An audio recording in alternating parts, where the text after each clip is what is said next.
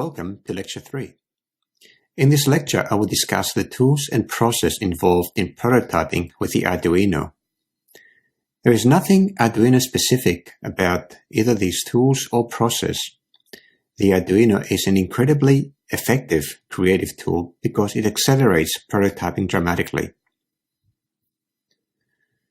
Prototyping is an iterative process whereby each iteration's objective is refinement of a prototype. It looks like this. It all begins with an idea, a problem, or a thing that you would like to build. Usually, you will have some prior knowledge of the problem area or some informed assumptions that can help you get started.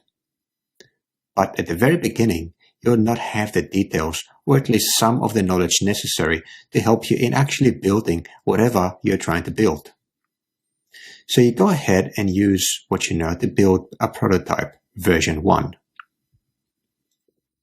This prototype may barely work at all, but it should be doing something that you can test and learn from. Testing yields information that you can use to adjust your original assumptions. These adjustments are called refinements.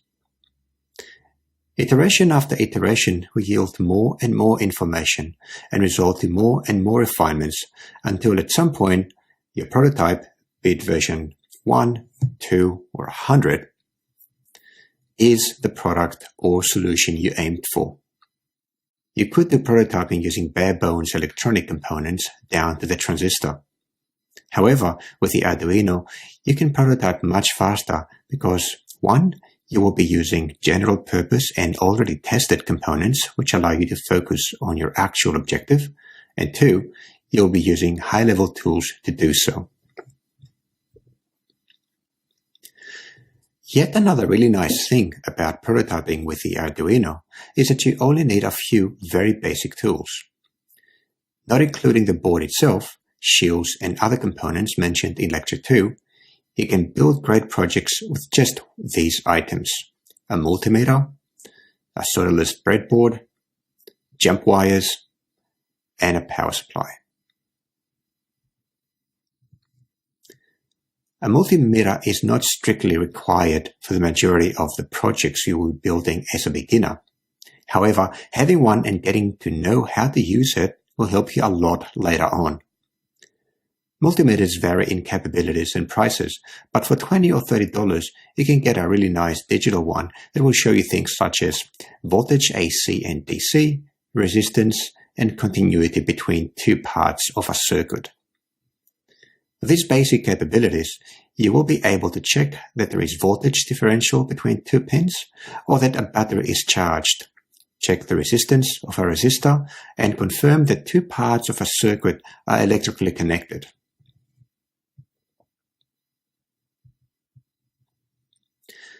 A solderless board is a convenient way to connect components together without a need to use solder and a soldering iron. With a breadboard, you will just connect your components into electrically connected sockets. When you are done, you can clear the breadboard and use it for another project.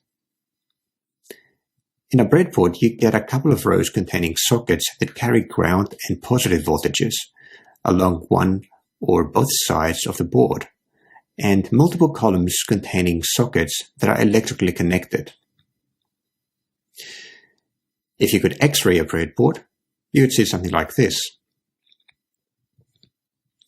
You can see here how sockets are electrically connected vertically or horizontally.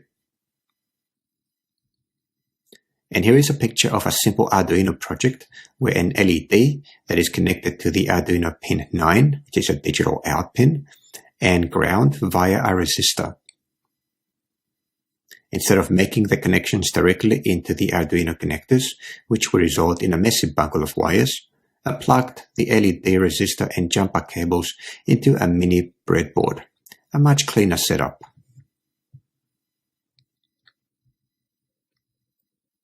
A jumper wire is a thin cable with pins at either end. Use them to make connections on a breadboard and on the Arduino headers. They come in many colors and lengths. One thing to remember, you don't want to run out of jumper cables during your prototyping, so make sure you have plenty available.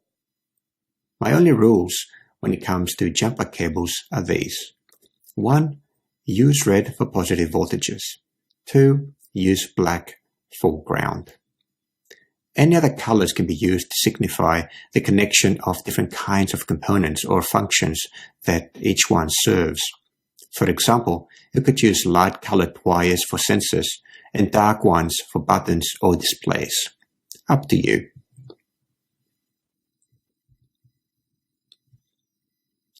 The Arduino can provide power for itself and for the circuit you are building from the USB cable that is used to connect it to your computer. However, there are 3 obvious cases where you would need an external power supply. 1. If you want your sketch and gadget to continue its operation after your computer is turned off. 2. If your circuit becomes large enough so that the Arduino can't provide enough power. And 3. If your computer's USB port can't provide enough power. Here are 3 things you can do to deal with these situations. First, you can use an external power brick. This provides DC power from an electrical outlet. Anything rated at 9 volts to 12 volts and at least 250 milliamps will work with the Arduino. Just make sure it outputs DC power, not AC. I got mine from an old cordless phone. 2. A breadboard power supply. Very useful if you want to drive devices that need more power than what the Arduino can provide, such as a motor, directly onto a breadboard. I have one of these, which I bought on eBay for about $5. It provides my breadboard with both 5 volt and 3.3 volts selectable. And finally, a battery pack. If you want to go off the grid, then you need a battery power. You can buy plastic battery cases specifically designed for the Arduino on eBay, or just find an old broken battery-operated toy and recycle this battery pack. You just need this pack to provide voltage that falls within the Arduino's operating range. Okay, with all the logistics now out of the way, it's time to get into our first project. Let's move on to lecture number 4 and make an LED blink.